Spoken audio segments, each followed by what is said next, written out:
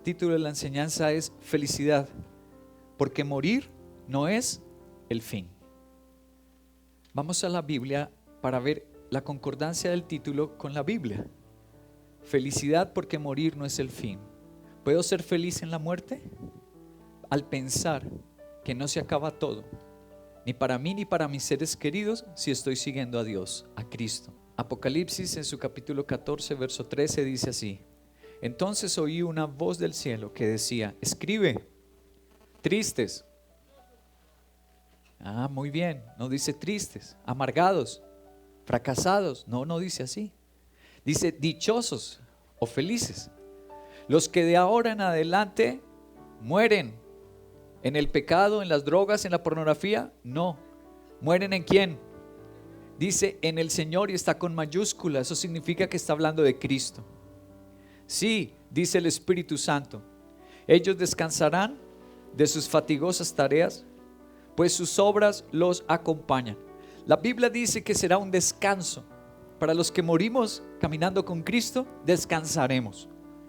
Ya no más con qué pago el arriendo, cómo pago los servicios públicos, la salud, no tengo para una prepagada. Ya no sufriremos de eso. No lucharemos más con eso. Dice la Biblia que descansaremos y que será nuestro momento de cumbre de felicidad.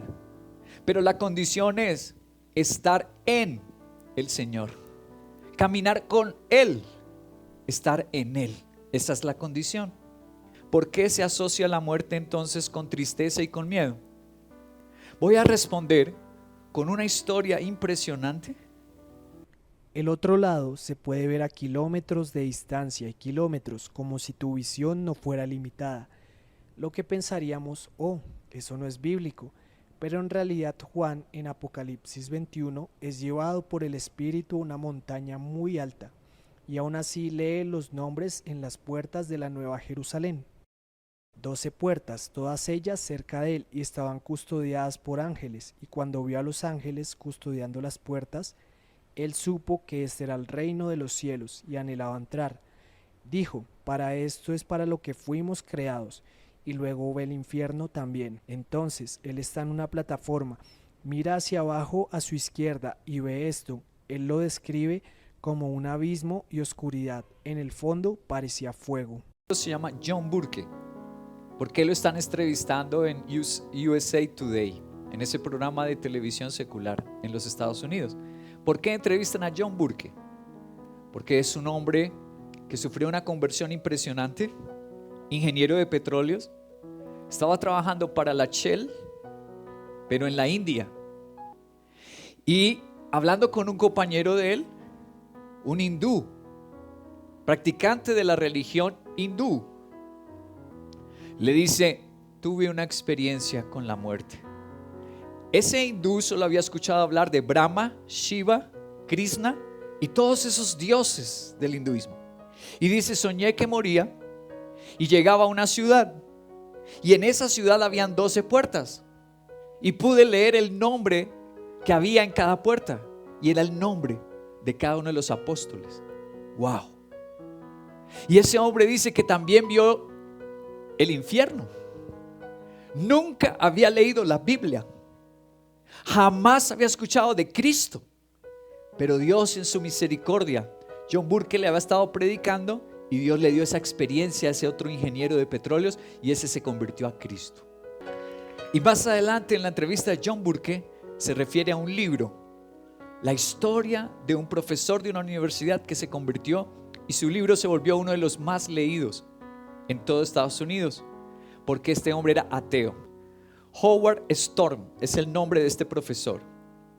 Este profesor fue profesor en la Universidad de Kentucky, donde Howard Storm era el director de la Facultad de Artes de esa universidad, Northern Kentucky University.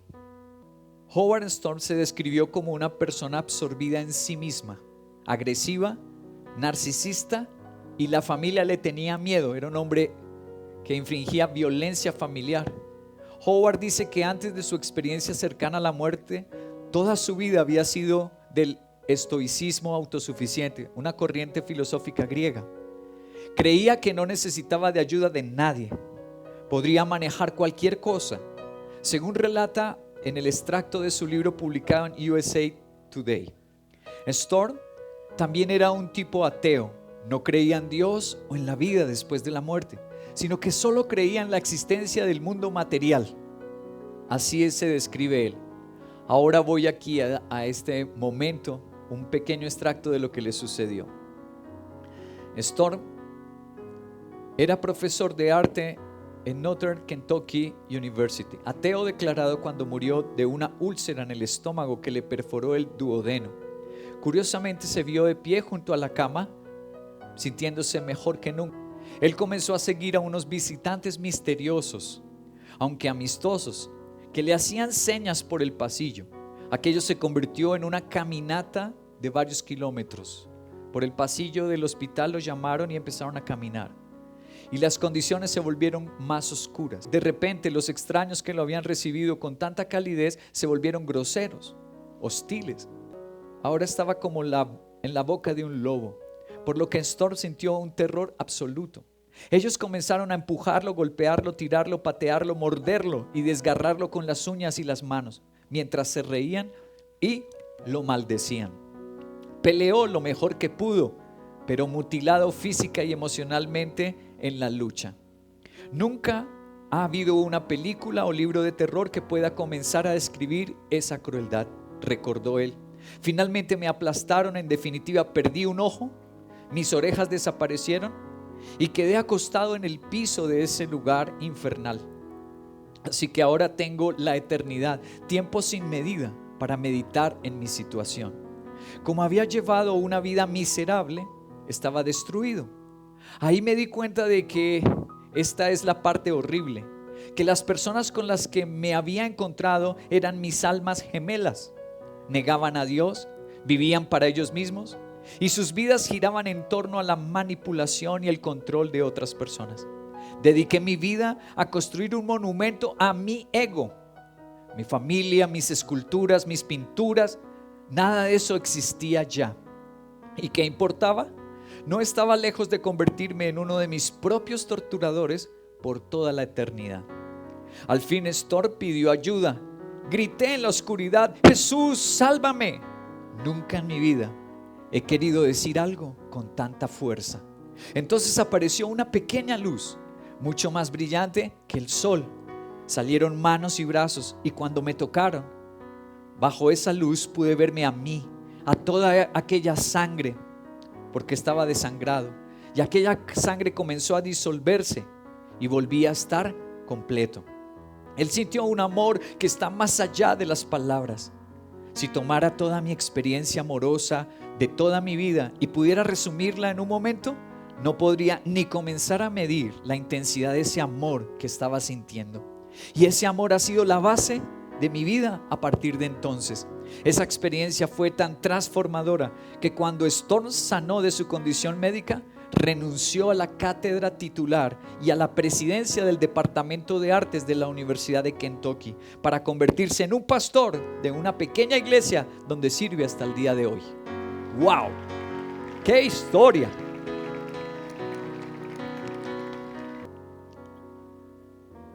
La primera razón por cual la muerte nos inspira miedo, tristeza. La primera razón es esta: la ignorancia sobre la transición. Porque muchos de nosotros no hemos estudiado las Escrituras. Muchos de nosotros no hemos entendido la Biblia. Hay ignorancia sobre ese paso y la mayoría de gente no se prepara. Perdóname que no me incluyo ahí, porque yo sí a diario casi oro por mi partida. Yo sí casi a diario oro y le digo a Dios que quiero estar cerca de Él. ¿A dónde iremos?, se preguntan las personas. ¿Y qué pasará cuando yo muera? Voy a dar algunas respuestas de la Biblia. Murió el mendigo y los ángeles se lo llevaron para que estuviera al lado de Abraham. Y también murió el rico y lo sepultaron. No se menciona qué pasó con el rico en ese versículo. Más adelante sí dice que fue llevado al infierno. Pero aquí Quiero mostrarte esta belleza que está en rojo.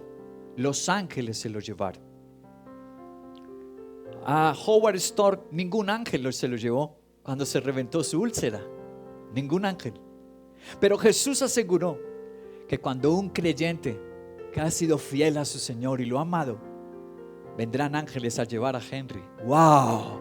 A estar cerca de mi Señor amado. ¿Vendrán por ti los ángeles? Dale gracias a Jesucristo nuestro Señor, si estás llevando una vida fiel a su palabra. Ahora vamos a Lucas capítulo 12, verso 20. Pero Dios le dijo: necio, esta misma noche viene a pedir tu alma. ¿Y quién se quedará con lo que has acumulado? Al que es necio. ¿Y por qué le dijo necio? ¿Solo pensaba en dinero? Derribaré mis graneros, dijo ese hombre. Haré unos más grandes porque me salió esta empresa, me salió este negocio, me ascendieron. Y solo pensaba en esta vida y no pensó nunca en servirle a Dios, servirle a su iglesia. Dios le llama necio. Aquí no se mencionan ángeles. Dice, vienen a pedir tu alma. ¿Quiénes vienen? Permíteme leer Mateo 25, 45 al 46.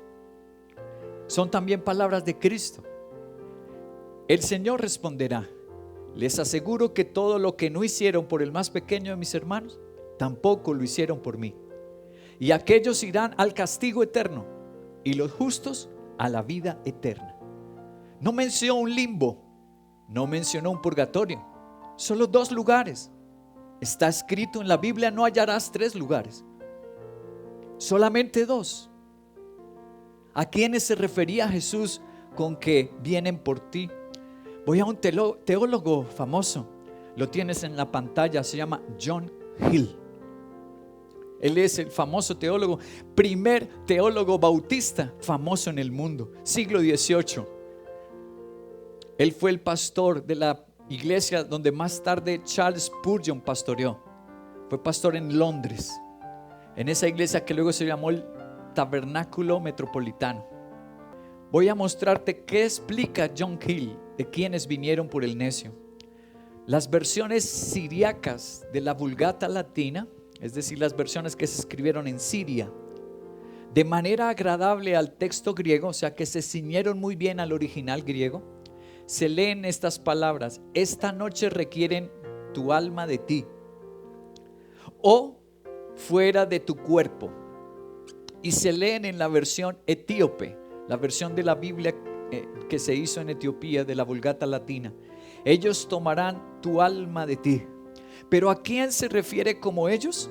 Es decir, a los ángeles malvados, los demonios que tienen una comisión de Dios. Exigirán tu alma y tan pronto como seas separado del cuerpo, los llevarán al infierno, así como los ángeles llevan las almas de los santos al cielo. Para mí es muy importante mostrarte la teología milenaria, la interpretación de los más grandes teólogos, y no el pensamiento de un hombre, de Henry, no. Es lo que dicen las Sagradas Escrituras, los originales textos. Quienes se llevan el alma de un necio. ¿Y quién es necio? Jesús lo explicó. Si tú vuelves a Lucas a leer todo el capítulo 12, necio es el que no hizo nada por Jesús. Jesús le da bendiciones y solo piensa: haré graneros más grandes. Jesús le da bendiciones: viajaré y conoceré el mundo. Segunda razón por la que la muerte instintivamente, inconscientemente nos causa miedo: porque la muerte es consecuencia del pecado. Wow. Tu inconsciente, tu espíritu lo sabe. Por eso la mayoría de gente que vive en el pecado siente miedo, porque practica y le gusta pecar. Entonces le hablan de muerte, o el médico le dice: te vas a morir. Esa persona siente miedo, tristeza, no sabe por qué. El pecado. Primero voy a un famoso ganador del premio Nobel, este escritor colombiano, Gabriel García Márquez. Mira lo que él dijo en su trabajo publicado en el Nacional en el 88, dijo: a la muerte se le tiene mucho miedo. Él lo reconoció. Podía ganar un Nobel, escribir mucho, pero tenía miedo a morirse. La muerte es muy injusta. Es la única pregunta con respuesta. Lo único a lo que sabemos, que todos llegaremos. ¿Por qué García Márquez, que no seguía a Cristo, no amaba la Biblia ni lo seguía, por qué dice que la muerte le hace sentir miedo, que es injusta y que será una cita a la que ninguno podemos faltar? ¿Por qué dice eso García Márquez? Vamos a la Biblia. Génesis capítulo 2 verso 17. Pero del árbol del conocimiento del bien y del mal no deberás comer, porque el día que de él comas, morirás. ¿Por qué dice del árbol del conocimiento? Escúchame bien, te voy a recordar por qué. El pecado es que a mí la Biblia me importa un comino. La Biblia diga no embriagarse, o la Biblia dice congregarse, o la Biblia dice sírveme, me aman los que me sirven, y a mí no me importe, sino que yo haga mi propio conocimiento. Ya había un conocimiento transmitido a Adán y Eva, y era la palabra de Dios. Y cuando tú no sigues, o yo no sigo la palabra de Dios, sino que hago un conocimiento mío para vivir, yo voy a vivir como me sienta contento, como me plazca a mí. En ese momento estoy pecando. La definición más genérica del pecado es no seguir el conocimiento de Dios, sino el mío. Esa es la primaria, la más básica definición de pecar. Dios dice esto, pero a mí no me importa. Dios dice que yo le sirva, que yo haga esto, y yo lo ignoro, lo arrojo tras de mis espaldas. Eso es pecado. Y si yo peco, ¿qué dijo Dios a Adán y Eva? O sea que los hombres íbamos a vivir para siempre. Exacto. Dios puso en el hombre eternidad. Había en el jardín del Edén árboles de la vida eterna. Dice Apocalipsis, Juan lo vio, el apóstol Juan vio en Apocalipsis que en el cielo volverán a estar esos árboles, que darán fruto los 12 meses del año y que podremos comer de él y nunca moriremos. Eso dicen las escrituras. Los hombres íbamos a vivir eternamente. Romanos 6:23, Nuevo Testamento. Porque la paga del pecado es ¿qué? Muerte. Mientras que el regalo de Dios, vida eterna en Cristo, solamente estando en Cristo Jesús nuestro Señor. Te voy a mostrar la opinión de un teólogo magnífico. Ahí lo tienes en la pantalla. Se llama Albert Barnes, un teólogo del siglo XIX, norteamericano, muy formado, muy bien estudiado, de la Universidad de Princeton. Increíble también escritor y maestro. Ahí tienes algunos de sus tomos. Su biblioteca es impresionante de lo que él escribió. Albert Barnes dice así acerca de la muerte: no podemos encontrarnos con un individuo que no esté condenado a muerte. Todos estamos condenados a la muerte porque todos hemos pecado. No es solo el pobre desgraciado en la mazmorra, condenado a la horca, quien debe morir. Dice, el hombre rico que está en su palacio también. El amigo que abrazamos y que amamos también. A quien nos encontramos en el salón de moda, el artista, la gente elegante, la gente realizada y llena de adornos también van a morir. Cada uno de estos está tan condenado a la muerte como el pobre desgraciado de la celda, como el violador, el asesino. Y es también sustancialmente por la misma causa, y es tan merecida como la de todos, es por el pecado. Y es por esto que todos están condenados a muerte, y el hecho de que debemos morir debe ser un recordatorio constante de nuestra culpa. Aquí nos aclara Albert Barnes por qué sentimos tristeza cuando hay un funeral o nos dicen que vamos a morir, porque nos recuerda que somos pecadores, que merecemos condena, que si no es por el perdón de Cristo, nos condenamos. El segundo punto que quiero tocar hoy es las fallidas o los fallidos quites que le hacemos a la muerte. Cantidad de personas hoy están diciendo: yo prefiero estar en una fiesta, prender mi televisor, conectarme a una película, que orar, que estar pensando en esa muerte y servirle a Dios. Yo prefiero irme de paseo y olvidarme de la iglesia, olvidarme del servicio, quiero olvidarme de todo. ¿Eso es bueno? ¿Y eso te va a funcionar? Lo voy a aclarar con la Biblia.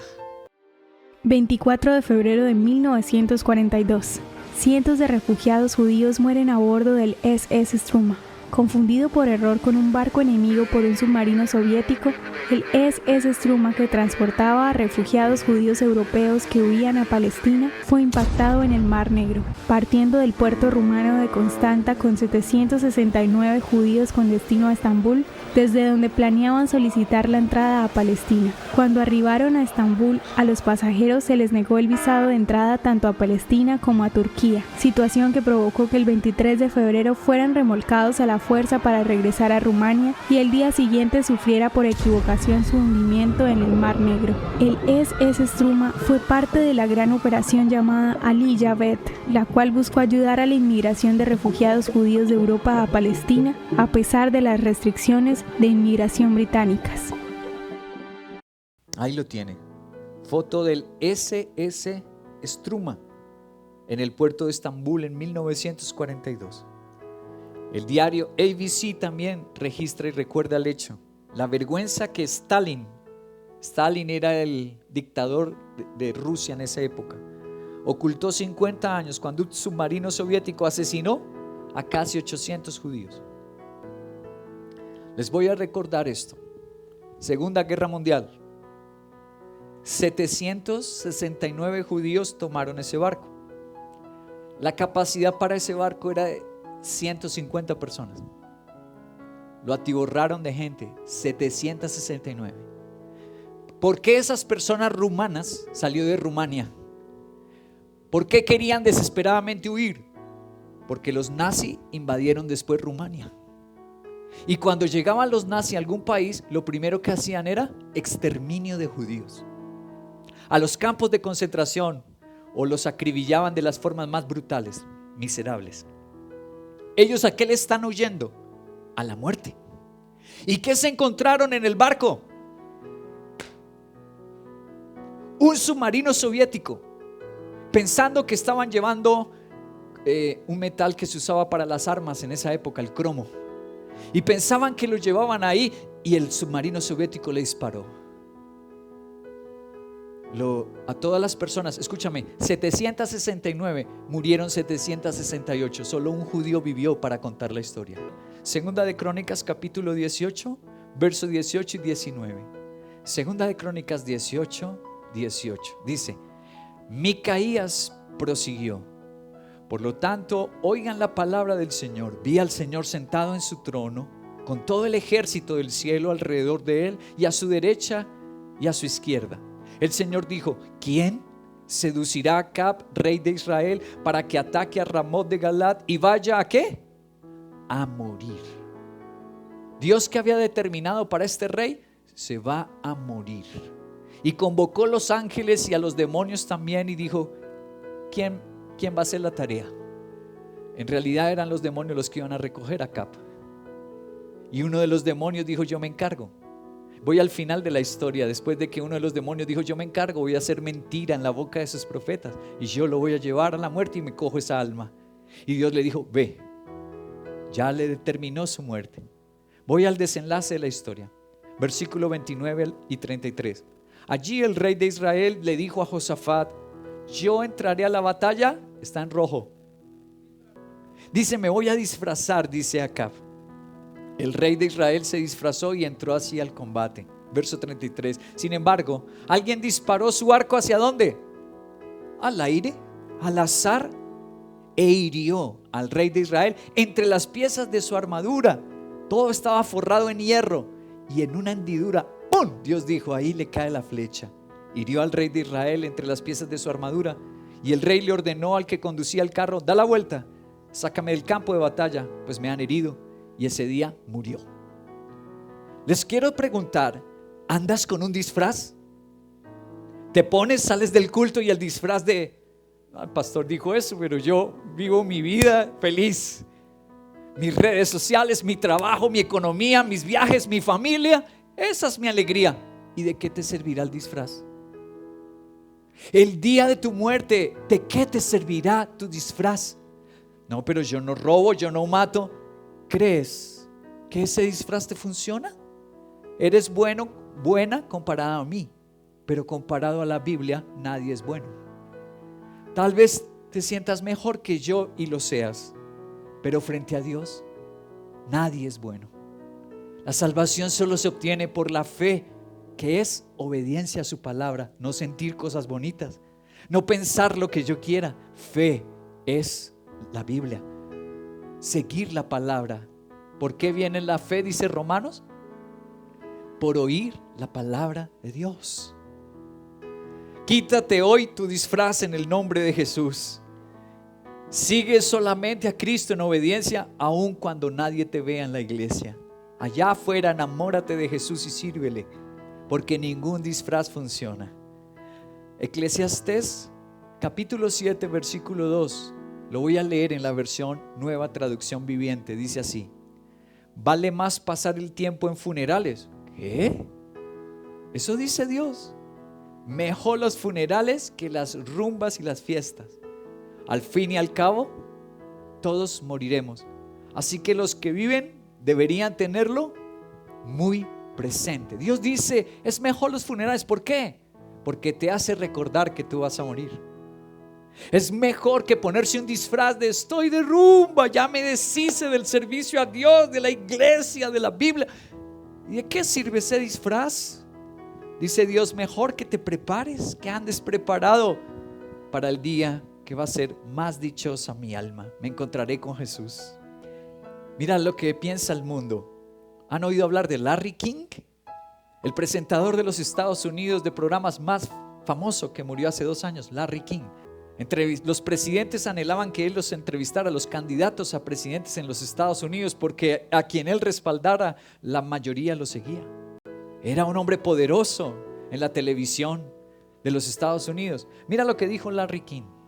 Larry King admitió que su mayor miedo es, lo estás leyendo allí, lo admitió. Mi mayor miedo es morirme. Un hombre ateo. Larry King era ateo y murió ateo. Porque no creo que vaya a ningún lado. Incluso reveló, quiero que me congelen. Es la tecnología que le llaman criogénica. Congelar el cuerpo, una nueva tecnología que hay desde hace unos años. Con la esperanza de que encuentren lo que sea por lo que morí y me vuelvan a la vida. Lo pones en tu póliza de seguro, cuesta alrededor de $130,000 pagar ese seguro, por lo que si tienes suficiente dinero, tu compañía de seguro lo cubre, que te congele. Mi padre murió cuando tenía 46 años, dijo Larry King. He pasado por mucho, pero me siento maravilloso. Pero la idea de no existir me aterra. Y en 2015 le dijo al New York Times que saber que su cuerpo será congelado le da una sensación de esperanza. ¿Cuál era la esperanza de Larry King? Disfraz, como un bloque de hielo. Los científicos, ¿por qué han atacado esta criogénesis? Le llaman a esa técnica. Porque cuando te ponen en punto de congelación, tus células se endurecen. Si te sacan de ese punto, las células se parten. La congelación no funciona. Es una estafa, la estafa del siglo. Si llegan a encontrar la solución de la muerte en unos años y te quieren descongelar, tus células se parten. Es un engaño y la gente paga miles de dólares, millones para que lo congelen. Ahora, Larry King murió en el 2022 y su familia decidió no congelarlo, lo llevaron bajo tierra. Madonna, ustedes recuerdan, la gran cantante, aún está viva y mira lo que ella reconoció. Varias veces lo ha dicho, pero traje un ejemplo de portal de noticias. La muerte es el mayor miedo de Madonna. El final de cualquier cosa implica la muerte. El final de una relación, de una carrera, de la vida física tal como la conocemos. Reflexiona Madonna en una entrevista que publica la revista británica Dazed Confused. No importa cuánto dinero tengamos y no importa cuánta fama y belleza tengamos, si tú no tienes a Jesús, tienes razones para preocuparte. Con razón sientes miedo. Por último, para el día de hoy, se puede ser feliz en la muerte. ¿Por qué? Porque la muerte no es el fin. Voy a concluir con esta afirmación mostrándote la Biblia. Apocalipsis capítulo 14, verso 13, donde empezamos. Entonces oí una voz del cielo que me decía: escribe, dichosos los que de ahora en adelante mueren en el Señor. Sí, dice el Espíritu Santo, ellos descansarán. Mi máxima felicidad el día de mi muerte si estoy fiel a Cristo. Juan capítulo 11, versículo 25 y 26 son palabras de Cristo. Dice: yo soy, Él mismo, es la resurrección y la vida. El que cree en mí vivirá aunque muera. Y todo el que vive y cree en mí, no en ninguna religión, dice en mí, no morirá eternamente. Son palabras de Jesús. Dice primera de Juan capítulo 1 versículo 2. La palabra de vida es Jesucristo, que es quien da la vida verdadera, la vida eterna. Jesucristo estaba con Dios el Padre, pero vino a nosotros y nosotros, sus discípulos, lo vimos con nuestros propios ojos. Lo escuchamos hablar y hasta pudimos tocarlo. Están hablando de la resurrección los apóstoles.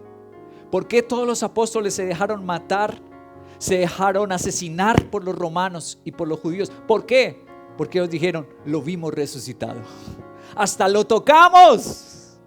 Querido, no hay una prueba mayor para seguir o a Buda o a Mahoma. Ninguno de ellos volvió de la vida. En cambio, mi Señor sí. Y ellos dicen: comimos con Él, hablamos con Él y hasta lo tocamos.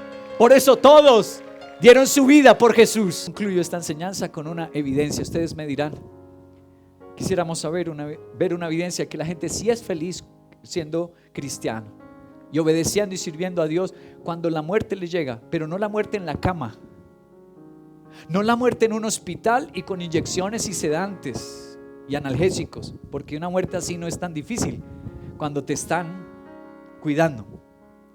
Me refiero que alguien sea feliz cuando la muerte es brutal, te torturan. Te voy a mostrar una prueba. Traje hoy una prueba. Lo voy a leer de un libro.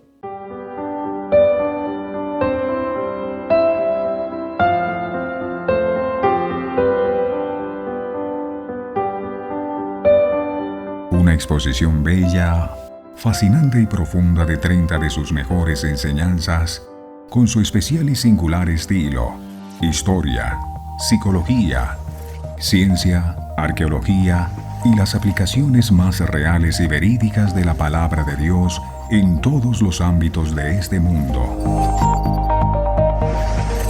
El pastor Henry, junto con su familia, te invitan a acompañarlo en la celebración de sus 50 años de vida y 30 años de servicio al Señor con la publicación de su libro El impensable Dios, 30 inferencias del embeleso por Jesús. Una obra literaria que te infundirá fe, amor y asombro.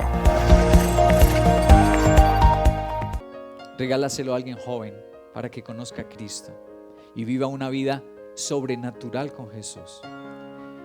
Esta historia con que voy a terminar. Un ateo, Luciano Samosata se llamaba este filósofo. Luciano Samosata escribió así: todavía siguen adorando a aquel gran hombre que fue crucificado en Palestina por haber introducido en los hombres esta nueva religión.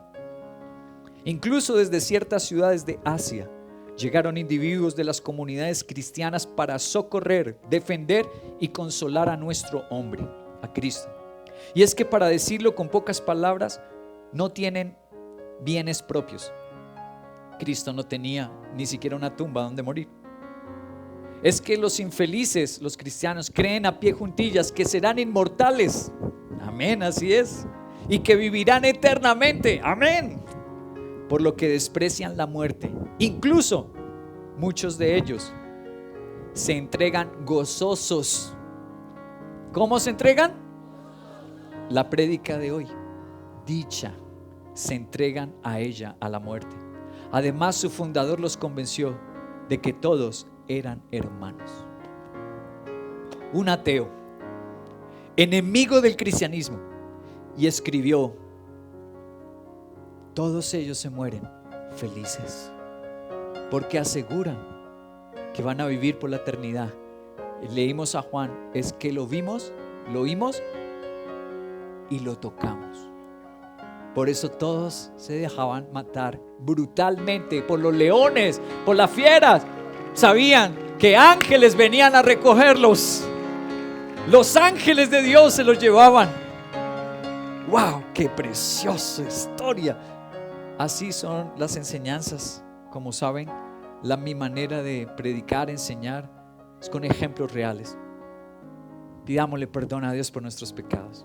Pidamos al Espíritu Santo que seamos la diferencia en Colombia. Tú seas diferente en la familia y estemos preparados y felices para nuestra partida de esta tierra. Quitémonos los disfraces hoy. Sin importar lo difícil, lo adverso, lo grande, aún lo doloroso. Con Dios todo puede cambiar. Misión Veracruz. Porque con Dios todo puede cambiar.